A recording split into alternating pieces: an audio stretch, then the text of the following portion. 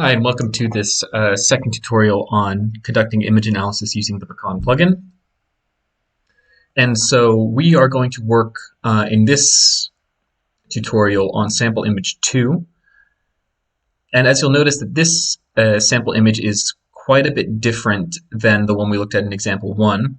This is an image of part of the anterior Drosophila midgut epithelia, I believe. It's just some archival data from the lab. I didn't take these pictures. But it looks quite a bit different, so we're going to have to adjust our strategy for how to analyze these guys.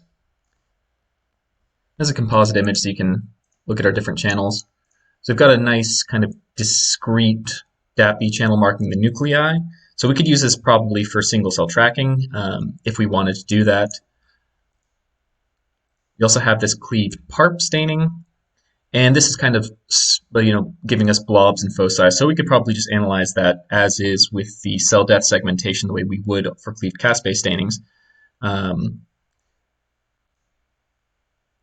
we have the clone segmentation, and this is going to be a bit trickier. Our default algorithm is not going to work for this setting because the default algorithm is meant to handle one set of really brightly marked cells and then relatively low background, whereas this is a bit messier. So we have our background up here, and we've got our high GFP cells and our slightly lower GFP cells, and there's a lot of splotchiness and things kind of coming in and out, and just the default algorithm is probably not going to handle this very well.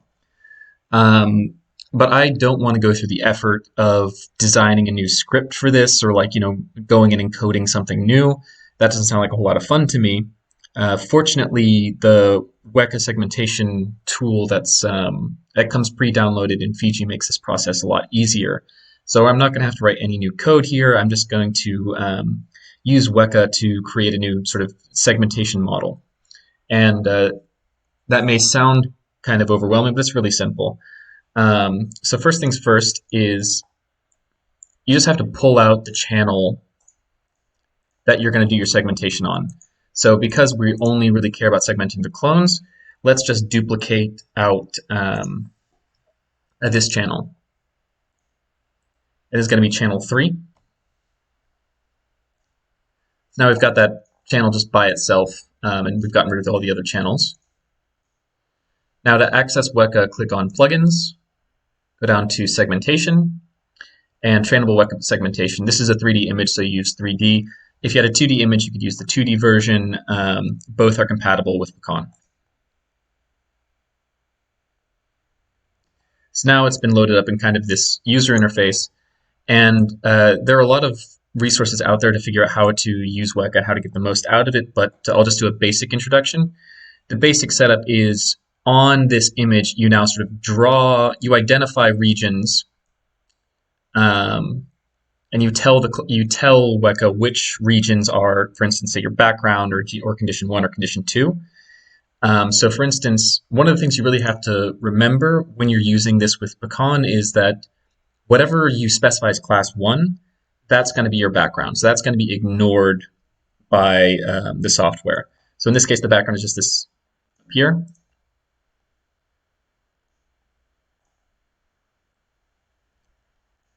Draw a few on different z-planes.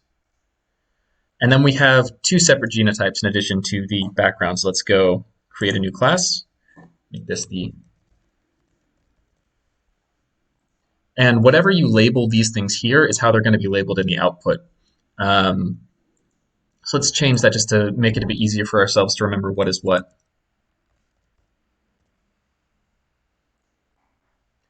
Now we're going to come through and so this will be some high GFP region, this will be some low GFP region.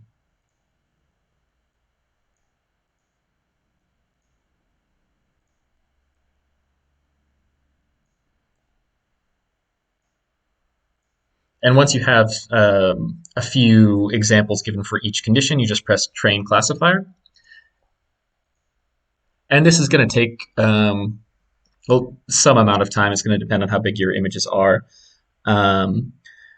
But the sort of disadvantage to WEKA is it's relatively slow. As I understand it, they're making faster versions, and when those faster versions are made, I'll incorporate them into to make them compatible with Pecan as well. But so usually when you do this, just sort of step away for a few minutes, do something else, come back, and check on how the training has gone. So I'm going to fast forward it until the training is complete. Okay, so the first round of training is done, and as you can see, it's doing a pretty okay job. So you need this little overlay to show you what it's classifying as what. So red is going to be your background, and it's doing a really good job there. It's pretty clear cut. And then the other genotypes are going to be green and blue. And if you want to see them without the image, just press create result. And it's doing a pretty good job, but it can do better. So what we're going to do is train it some more. And all you have to do to train it some more is do it exactly the way you did it the first time. So let's say this up here actually isn't, that's actually high GFP. It's just gotten a bit messy at the top. And you'll just add a few more examples and then press train classifier again. So I'm going to give it a few rounds of training and make something that works reasonably well. I'm not going to spend a huge amount of time on it, but if you have sort of an analysis you're doing over and over again, you can spend a decent amount of time training your classifier, and you can make it really, really, really good. I'm consistently impressed by the kind of segmentation that it can accomplish. It just takes a bit of time to train the classifier, so we're going to skip ahead until that's done. Okay, so the training is now done, and I'm pretty happy with the outcome. So you can take a look at it here, and I think it's doing a pretty good job. And that only took a few rounds of kind of going back and forth. And here is sort of the output. And you'll notice it has like some holes here and some speckles here. That's just kind of how the WEKA outputs tend to look. But the pecan macro has tools in it to sort of plug holes and fix these sort of things. So if you see just sort of some speckles and whatnot, don't really worry about it. We'll be able to take care of that. So once your classifier is done and you're happy with it, press Save Classifier and give it a name somewhere. Let's say